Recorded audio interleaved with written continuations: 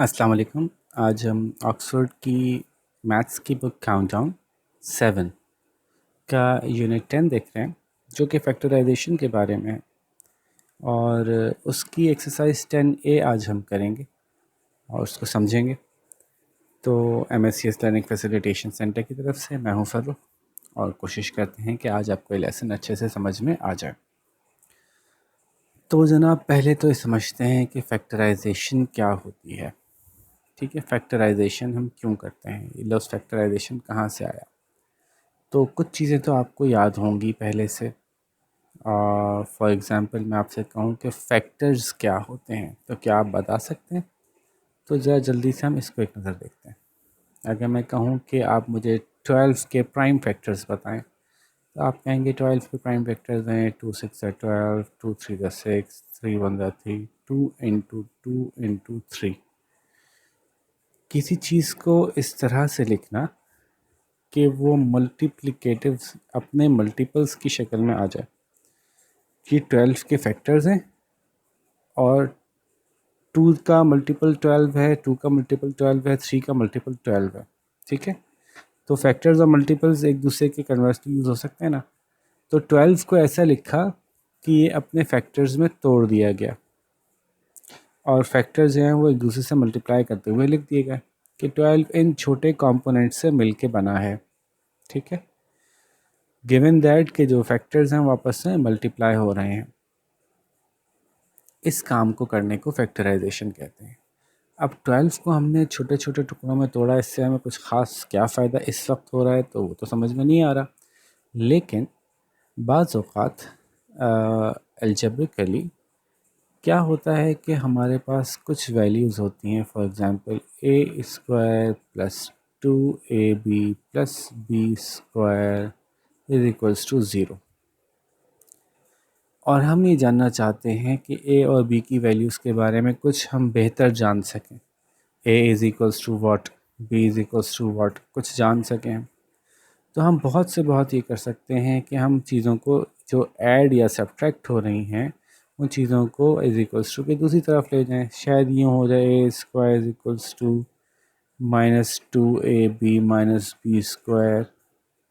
फिर taking root both sides कर लें, A is equals to under root -2ab minus B square. अजीब है ना, मतलब इसमें से कुछ जवाब कैसे निकलेगा। और ए की वैल्यू मालूम करनी है और ए यहाँ भी मौजूद है, तो ये काफ़ी एक अजीब सी मुश्किल सूरत हाल है, और हम इस ज़ीरो का कोई फ़ायदा नहीं उठा पाएंगे जब तक यहाँ पे प्लस या माइनस लगा हुआ है। अब इसकी मैं एक और शक्ल दिखाता हूँ आपको। A square plus 2ab plus B square, हम जानते हैं यूनिवर्सल फार्मूला बहुत कॉमन है, ये बराबर है A plus B whole square के। जब वो इक्वल्स टू ज़ीरो था तो ये भी इक्वल्स टू ज़ीरो है। A plus B whole square लिखा जा सकता है A plus B multiplied by A plus B equals to zero. जब कोई दो टर्म्स को मल्टीप्लाई करने के बाद आंसर ज़ीरो आता हो तो कोई उनमें से एक टर्म ज़ीरो ज़रूर होगी। अगर दो terms x multiply by y for example is equals to zero है, तो या तो x ज़ीरो होगा या y ज़ीरो होगा या दोनों ज़ीरो होंगे। ठीक है, तो इस बात को इस्तेमाल करते हुए हम कहेंगे या तो ये वाली टर्म ज़ीरो है या ज़ीरो है। तो या तो a plus b is equals to zero या a plus b is equals to zero. इत्तेफाक से दोनों टर्म्स सेम हैं, तो हम दोनों में से एक भी यूज़ कर लें तो हमारा काम हो जाएगा। वो कैसे कि if a plus b is equals to zero तो a plus b is equals to zero, और अब हम अगर इस प्लस को वहाँ ले जाएं b को, तो a is equals to minus B. लो भाई, कितना सिंप्लीफाइड शक्ल में हमारे पास आ गया कि a की वैल्यू क्या हो सकती है। तो जब हमारे पास चीज़ें मल्टीप्लिकेटिवली लिखी हुई होती हैं और उस वक्त हम इक्वेशन में उनको कुछ ऐसे रिज़ॉल्व कर सकते हैं कि हम ज़्यादा बेहतर जवाब निकाल सकते हैं। ठीक है, तो ये पूरा थीम है और पूरा एक स्टडी है, यूँ कह लें पूरी एक साइंस है। मैथ्स के अंदर एक पूरा एक सेक्शन है जिसमें हम फैक्टराइज करना सीखते हैं। उस वक्त आपको शुरू शुरू में जब फैक्टराइज करना सिखाया जा रहा होगा तो आपको उसका रीज़न समझ में नहीं आ रहा होगा क्या फ़ायदा हुआ। तो फ़ायदा मैंने आपको बताया, जैसे कि यहाँ पे पी स्क्वायर क्यू और पी क्यू स्क्वायर दोनों आपस में ऐड हो रहे हैं। तो अगर फॉर एग्ज़ाम्पल ये किसी के बराबर होते तो हम इसका फ़ायदा नहीं उठा पा रहे, क्यों ना हम इनको मल्टीप्लिकेटिवली लिखें और फिर कोई इसका फ़ायदा उठा लें। तो अभी फ़ायदा तो हमें नहीं उठाना है, लेकिन हमें सीखना है कि एडिटिव या सब्ट्रैक्शन की फॉर्म में दी हुई चीज़ों को हम मल्टीप्लिकेटिव फॉर्म में कैसे लिखें या उनको फैक्टराइज कैसे करें। ठीक है, तो ये मैंने एक बड़ी क्रूड सी एक्सप्लेनेशन दी है, ऑल्दो इसके आगे मज़ीद एक्सप्लेनेशन मौजूद है, लेकिन आप लोगों के लिए ये काफ़ी होगी समझने के लिए। ठीक है, तो अब वो जो दिमाग में एक मुस्तकिल उलझन चलती है ना कि करते क्यों हैं ये, उम्मीद है कि आपको ये क्लियर हो गया होगा। अच्छा जी, अब शुरू करते हैं। अगर दो टर्म्स के अंदर कोई वेरिएबल्स कॉमन हैं तो हम उन वेरिएबल्स को कॉमन निकाल सकते हैं। अगर पहला सवाल मैं आपको आसानी के लिए ऐसे लिख के दिखा दूं कि ये है जी, अच्छा मैं दूसरी उस पर लिख लेता हूँ कि P square Q and plus P Q square, ये हमारा क्वेश्चन है। तो हम इसको क्या करेंगे कि हम फ़िलहाल से समझने के लिए लिख सकते हैं, ये है पी इंटू क्यू, तभी स्क्वायर लगा हुआ है इस पर, प्लस पी क्यू तभी स्क्वायर लगा हुआ है इसके ऊपर। हमें पता है कि यहाँ पे दो पी और एक क्यू है, एक पी और दो क्यू है, तो कम से कम एक पी दोनों साइड से मौजूद है, कम से कम एक क्यू दोनों साइड से मौजूद है। तो जब कोई चीज़ ऐड या सब्ट्रैक्ट होने वाली टर्म्स के अंदर हर जगह मौजूद होती है तो उस चीज़ को हम कॉमन निकालते हैं, वो ऐसे कि फॉर एग्ज़ाम्पल इस पी को हमने बाहर निकाला और इस क्यू को हमने बाहर निकाला, मल्टीप्लाई हो रहे हैं आपस में, और अंदर रह गया पी प्लस पी बाहर निकल चुका है, क्यू बाहर निकल चुका है, अंदर रह गया क्यू। तो ये हो गया P Q into P plus Q. ठीक है, अब ये देखें, ये एक टर्म है और ये एक टर्म है और ये आपस में मल्टीप्लाई हो रही है, मल्टीप्लिकेटिव फॉर्म में हम ले आए। तो एक तरह से हमने कहा कि हम इसको फैक्टर्स में कन्वर्ट कर दिया। ठीक है, P Q is a factor and P plus Q is a factor. अच्छा जी, क्या हमने सही किया है पी क्यू और पी प्लस क्यू? तो ये कैसे जानेंगे हम इसको वापस खोल के देख लेते हैं। ये सवाल में करना नहीं होगा, लेकिन समझाने के लिए मैं कह रहा हूँ कि पी क्यू को पहले पी से मल्टीप्लाई करेंगे, फिर पी क्यू को क्यू से मल्टीप्लाई करेंगे। पी क्यू मल्टीप्लाई पी, एक पी और एक पी मौजूद हैं तो पी स्क्वायर क्यू हो गया। P Q multiply by Q हो गया तो एक पी और दो क्यू हो गया तो पी क्यू स्क्वायर हो गया। ओरिजिनल इक्वेशन हमारे पास वापस आ गई। इसका मतलब है हमने सही सॉल्व किया। ठीक है, तो पहले सवाल को मैंने आपको सॉल्व करके दिया। आंसर है P Q multiply by P plus Q जो ब्रैकेट में है। ठीक है, P Q multiply by P plus Q, और हम इसको कहेंगे कि हमने इसको फैक्टर्स में रिजॉल्व कर दिया, क्योंकि अब ये दोनों एक दूसरे से मल्टीप्लाई हो रहे हैं। तो ये एक फैक्टर है और ये एक फैक्टर है। अगर किसी सवाल में मज़ीद तोड़ा जा सकता होगा तो मज़ीद भी तोड़ लेंगे। फ़िलहाल आगे चलते हैं। अच्छा जी, एक सवाल और करता हूँ, फिर कुछ आपके लिए छोड़ूंगा। क्वेश्चन नंबर 2 देख लेते हैं, 3 देख लेते हैं। 2 आसान है, 2 आप कर लीजिएगा 3 को देखने के बाद। 3 देख लेते हैं। 45y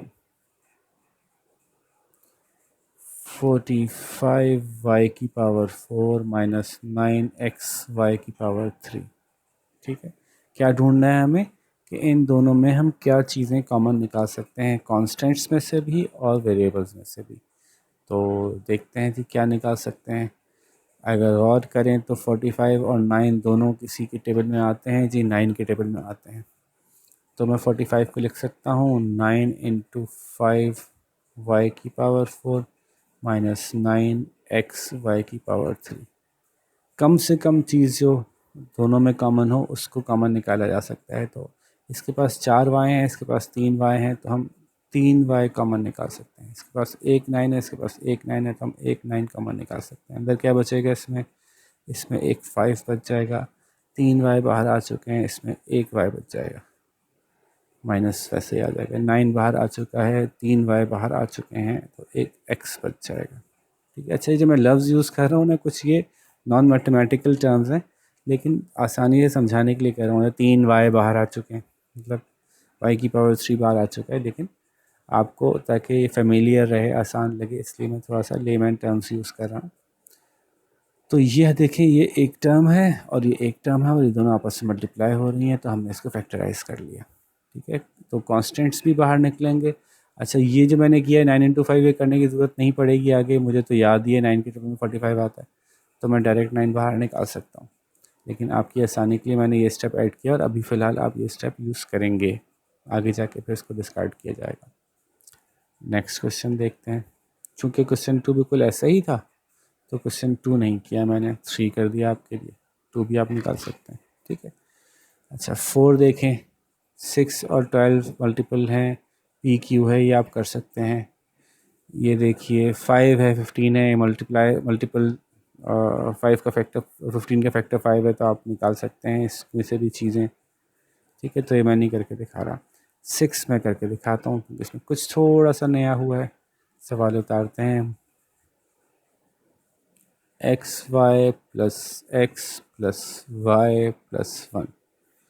अब क्या होता है कि जब दो से ज़्यादा एडिटिव या सब्ट्रैक्शन की सूरत में टर्म्स दी हुई होती हैं, तो कभी कभी चूँकि सवाल देने वाले ने सवाल देना ऐसा है जो सॉल्व हो सके, आपके लेवल पे ऐसा सवाल नहीं दिया जाएगा जो सॉल्व ही ना हो सके।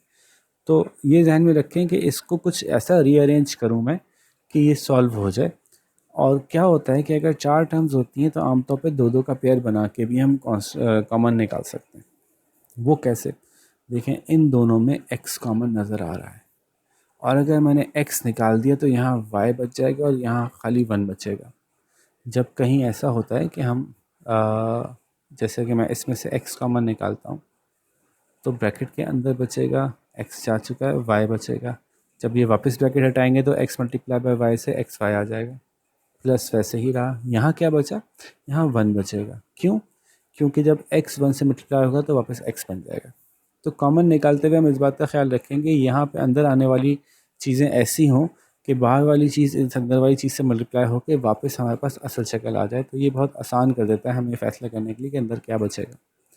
ठीक है, x निकला बाहर, y प्लस 1 बच गया, प्लस अब y प्लस 1 में से अगर हम 1 कॉमन निकालते हैं, ये हम ट्रिक कर रहे हैं, तो 1 वाई ज़ा वाई होगा तो अंदर y का y रह जाएगा, प्लस 1 1 ज़ा 1 होता है, अंदर 1 रह जाएगा। ये हमने क्यों किया? क्योंकि हमें पता है यहाँ पे y प्लस 1 है। जब यहाँ पे y प्लस 1 है और यहाँ पे भी y प्लस 1 है, तो इन दो टर्म्स में एक कॉमन चीज़ आ गई, इसको बाहर निकाल सकते हैं। ठीक है, तो ये नेक्स्ट क्वेश्चन में ये जो सवाल था इसमें कुछ ये डिफरेंट था। तो अब ये पूरी एक टर्म बन गई जो प्लस के एक तरफ लिखी हुई है, पूरी एक टर्म बन गई जो प्लस के दूसरी तरफ लिखी हुई है, और इसमें y प्लस 1 और इसमें y प्लस 1 दोनों में कॉमन है। हम y प्लस 1 बाहर निकालते हैं।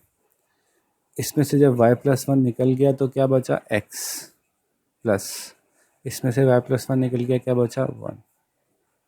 तो बड़ी खूबसूरती से ये देखें, y plus 1 multiply by x plus 1, दो टर्म्स आ गई जो आपस में मल्टीप्लाई हो रही हैं, और ये इसकी ही खुली हुई शक्ल है। ठीक है, इसी की बंद हुई हुई शक्ल है। तो ये आपको ख़ुद से देखना पड़ेगा। देखिए, मैंने सवाल देखते ही मुझे नज़र आ गया था कि एक्स वाई प्लस एक्स है, अगर मैं इसमें से एक्स निकाल लूँगा तो वाई प्लस 1 बच जाएगा, और इसमें से 1 निकाल लूँगा तो वाई प्लस 1 अपनी जगह रहेगा, और फिर वाई प्लस 1 एक और दफ़ा कॉमन आ जाएगा। तो ये 2 दफ़ा हमने कॉमन निकाला और पूरी टर्म से वो मल्टीप्लिकेटिव फॉर्म में आ गई। ठीक है, अगर आपको कोई चीज़ मुश्किल लग रही होती है तो पॉज करके आप दोबारा देख लिया करें ताकि आपको दोबारा से क्लियर हो जाए। इसको अब हम देखेंगे। आप देखें, आगे भी ये सवाल इस तरह दिए हुए हैं मज़ीद, और कुछ सवाल जो हैं वो आड़े टेढ़े भी दिए हुए हैं, तो मैं कोशिश करता हूँ कि कम सवाल छोड़ूं, लेकिन जो आप वाकई कर सकेंगे वो मैं छोड़ ही दूँगा। तो देखें, यहाँ पे मैं छोड़ूंगा ये 7 सवाल। क्यों? क्योंकि देखें यहाँ पे a और m की पावर 2 कॉमन निकल रही है। अंदर क्या बचेगा? यहाँ पे m बच जाएगा, यहाँ पे खाली बच जाएगा। तो देखें, m-1 यहाँ पे बच गया अंदर, और m-1 यहाँ भी आ सकता है अगर हम कॉमन -1 निकाल लें। -1 कॉमन निकालेंगे तो -1 मल्टीप्लाई बाय m, खाली m आएगा, और यहाँ पे हमें -1 लेना पड़ेगा, तभी वापस अंदर +1 आ जाएगा, क्योंकि -1 मल्टीप्लाई -1 इज इक्वल्स टू +1। तो हमेशा कॉमन निकालते हुए अंदर क्या आएगा इस बात से फैसला करेंगे कि अगर इसको खोलते हैं तो वापस ये आ सके।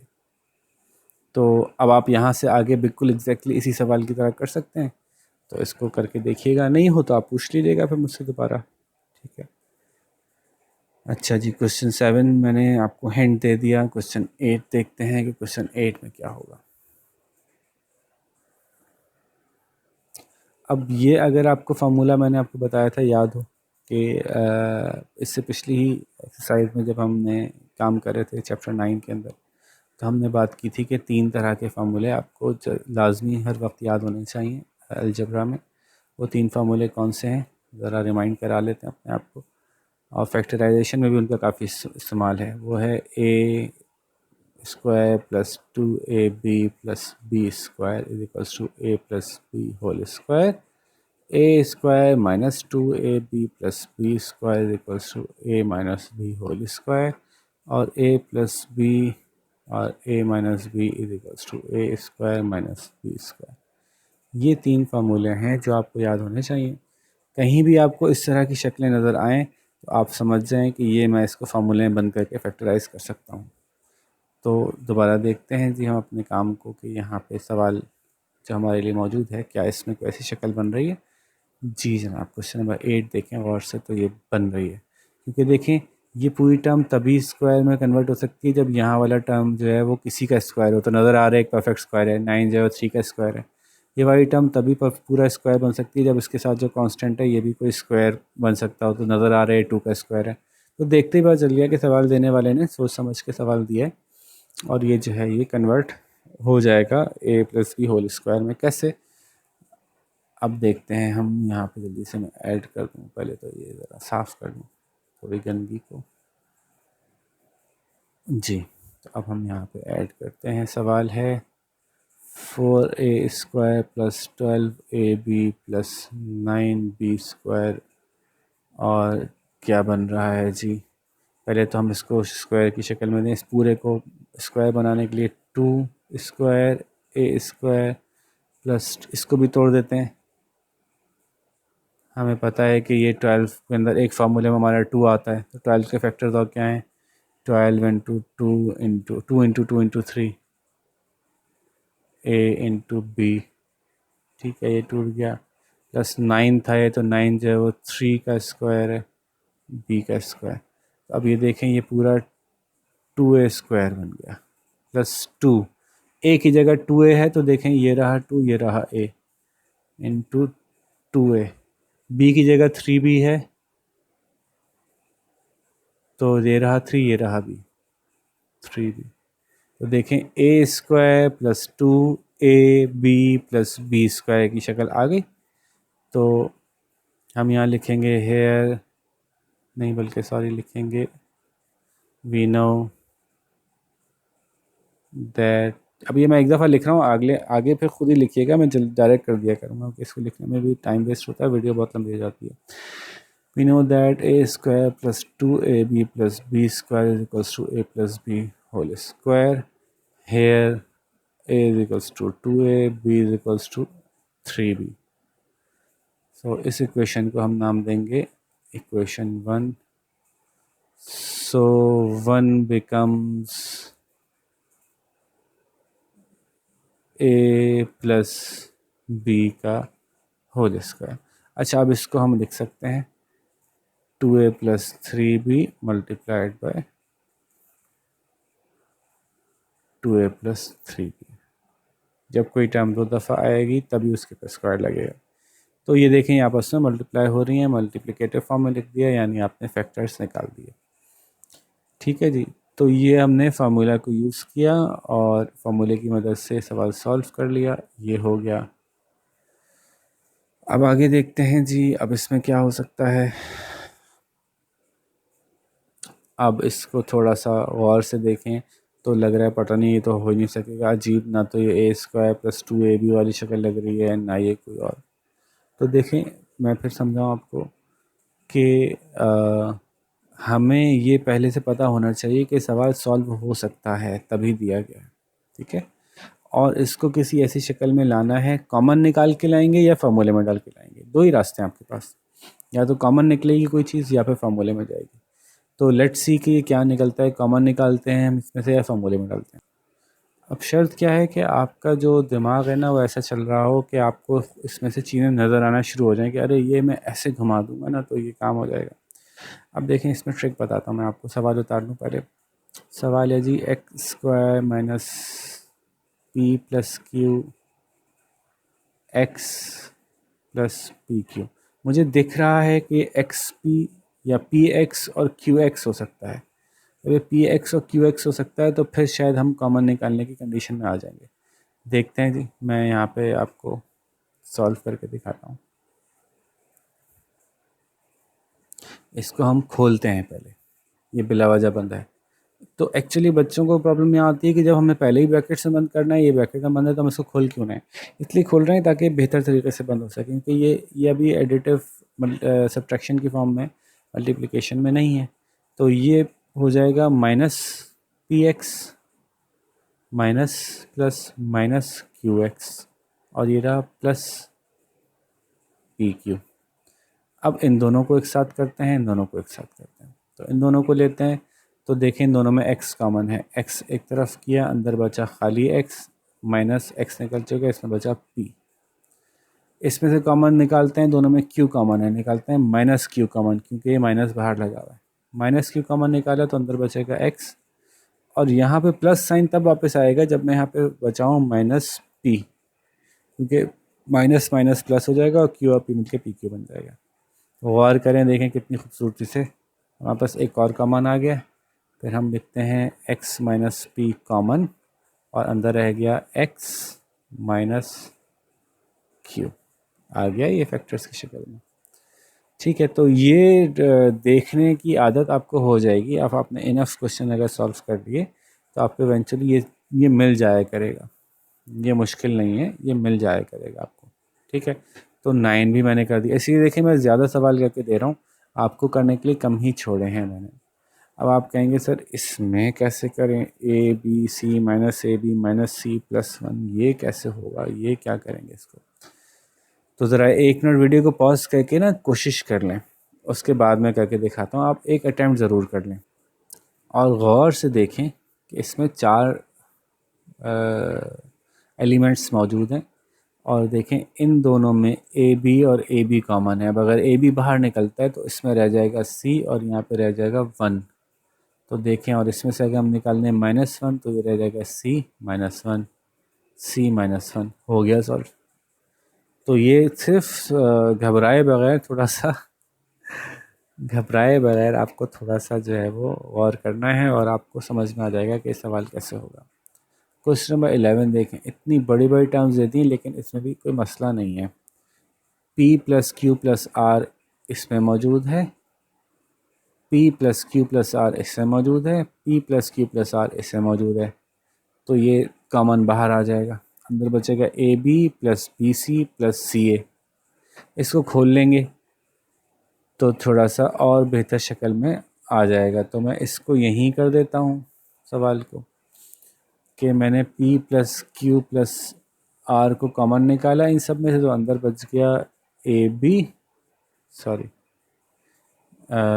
ए plus B plus B plus C plus C plus A. अब चूंकि इन सबके बीच में प्लस है तो हम ब्रैकेट्स को खोल सकते हैं। बाहर बचा P plus Q plus R. वैसे तो आप कहेंगे सर ये मल्टीप्लिकेटिव फॉर्म में आ गया ना, तो हाँ फैक्टर्स तो बन गए, अब बस इसको सिंप्लीफाई कर रहे हैं, थोड़ा सा साफ़ कर रहे हैं। A plus B plus B plus C plus C plus A. तो A plus B plus B plus C plus A. तो हर चीज़ 2 दफ़ा है, और से देखें, 2 दफ़ा ए, 2 दफ़ा सी, 2 दफ़ा बी। तो मैं इसको लिख सकता हूँ, थोड़ा ऊपर लिख देता हूँ कि P plus Q plus R एक ब्रैकेट में और 2a plus 2b plus 2c एक ब्रैकेट में। इन सब में 2 2 2 मौजूद है, तो इन सब में से 2 बाहर आ सकता है। P plus Q plus R, 2 common बाहर आया, a plus B plus C. और हम रीअरेंज करें खूबसूरती के लिए तो हम कह सकते हैं 2a प्लस, ऐसे 2 यहाँ लगाएं, बात बराबर है, उनके सब एक दूसरे से मल्टीप्लाई हो रहे हैं, सब आपस में मल्टीप्लाई हो रहे हैं। तो 2a plus B plus C multiply by P plus Q plus R. तो इसके 3 फैक्टर्स हो गए, 2 a b c और p q r। लो भाई, पूरी एक्सरसाइज सॉल्व कर दी भैया, ये तो गलत हो गया। चलो कोई बात नहीं, फैक्टराइजेशन तो समझ में आ गई ना। अब हम टीचर्स से बोलेंगे कि टेस्ट ऐसा दें जो क्वेश्चंस इसके से बाहर से आए, ठीक है, ताकि ज़रा आप लोगों को चेक किया जा सके कि फैक्टराइजेशन कितनी समझ में आ गई। यहाँ पे एक्सरसाइज 10A को हम रैप अप करते हैं। होपफुली अच्छी तरह से क्लियर हो गया होगा मामला, और एक्सरसाइज 10B के साथ हम अगली वीडियो में आपके खिदमत में हाजिर होंगे। तब तक अपना बहुत सारा ख्याल रखिएगा, अपने आसपास के लोगों को खूब खुश रखिएगा और ख़ुद भी खुश रहिएगा। अल्लाह हाफ़िज़।